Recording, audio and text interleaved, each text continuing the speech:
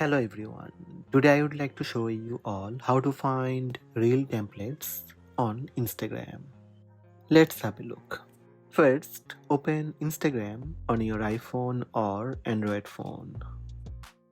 Tap the reel icon at the bottom. Then tap the camera icon at the top right corner. Tap on templates at the bottom. Under Browse Templates, you will see Recommended for You and Trending Templates. You will get all the options of recommended and trending reel templates. Swipe right to left to see more templates.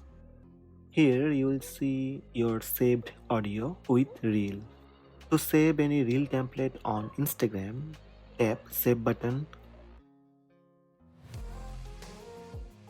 Scroll down and you will see your saved reel templates. Tap on the reel template that you wish to use. Tap on the reel media to include all photos or videos for the reel template. After the media files have been added, tap the arrow icon at the bottom right corner to proceed. You can add more media or tap next. Tap next one more time, then you can share your reel. So these are the steps to find reel templates on Instagram. Hope this video helped you. Please subscribe my channel by tap subscribe button. Also tap the bell icon to receive notifications about all new videos.